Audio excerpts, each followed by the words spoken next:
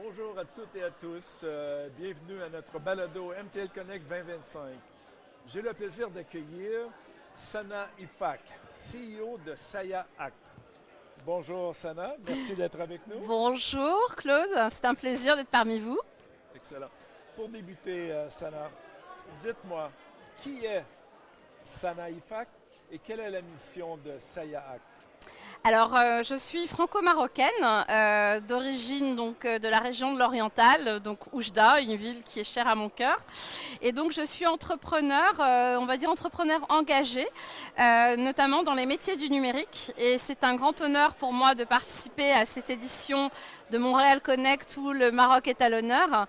Et je tiens à remercier d'ailleurs Mehdi Ben Boubaker, que j'affectionne particulièrement, ainsi que ses équipes pour cet accueil. Et donc, SIA Act, en fait, l'objectif, c'est d'accompagner et aussi de transmettre la notion de coopération entre les pays, on va dire, francophones et les pays africains. Et plus particulièrement, la capacité d'accompagner des entreprises, on va dire, canadiennes, françaises, francophones en général, à s'implanter plus particulièrement au Maroc. Voilà. Excellent, merci. J'ai su plus tôt que tu étais pour organiser un événement qui s'appelle Sarah Connect. Qu'est-ce que c'est? Alors, c'est une jolie histoire. Concrètement, ce que je peux vous dire sur ce sujet qui me tient vraiment à cœur, c'est cette année, nous fêtons les 50 ans de la Marche verte. La Marche verte, c'est un événement qui est très cher au peuple marocain, qui est, comment dirais-je, la notion d'amour qu'on a pour le Sahara marocain. Et dans cette expectative, donc ça a lieu le 6 novembre prochain, nous avons voulu rendre hommage donc à Sa Majesté Mohamed VI, que Dieu l'assiste, ainsi qu'au peuple africain dans toute sa générosité et dans toute sa culture. Et nous envisageons en 2006 d'organiser un événement en plein cœur du Sahara qui s'appellera Sahara Connect. Et l'objectif principal sera d'accompagner la jeunesse marocaine, la jeunesse africaine vers les métiers du numérique. Tout simplement, ça sera, j'ai envie de dire, Let's Connect Africa. Comment mettre en exergue la tradition, la culture et puis aussi les femmes. Les femmes qui, dans le Sahara, ce qu'on appelle les Sahraouias, sont des femmes très engagées, très moteurs. Et nous vous en dirons un peu plus bientôt. Mais en tout cas, voilà, nous sommes là, à Montréal Connect, pardon, pour annoncer cet événement et lancer cet événement. Et puis, comme tu sais, le thème de cette année, c'est révolution. On parle évolution progressive ou révolution brutale. Avec cette distinction, comment cela affecte ce que tu fais dans ton travail? Est-ce que tu vois un impact? Alors, sur la notion de mon entreprise, oui, bien sûr, parce que je ne dissocie pas à mon âge, donc 52 ans, 30 ans dans le numérique, je ne dissocie pas la notion d'entrepreneuriat de la notion de mentorat et d'accompagnement.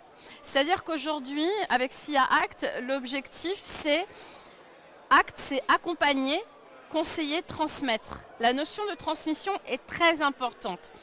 On ne travaille pas uniquement pour gagner de l'argent, pour pouvoir, j'ai envie de dire tiens, j'ai fait tel ou tel chiffre d'affaires. L'objectif, c'est vraiment de construire quelque chose, de créer des passerelles. C'est quelque chose qui me touche particulièrement parce que, bon, comme je l'ai dit tout à l'heure, je suis originaire de la région de l'Oriental au Maroc. Mon père d'Unador, ma mère d'Oujda sont venus en France, ils n'avaient rien et ils ont transmis leur savoir à nous, leurs enfants, comme l'ont fait nos arrière-grands-parents. Et moi, j'ai envie de transmettre aujourd'hui. Et cette envie, elle m'anime au quotidien pour pouvoir dire soyez vous-même. Si vous avez des obstacles, soyez vous-même et nous, on est là pour vous aider. Donc SIACT, c'est ça, c'est la capacité d'accompagner des entreprises, certes, au Maroc, mais surtout aussi de partager son expérience, de transmettre. Et d'ailleurs, j'en profite, j'ai été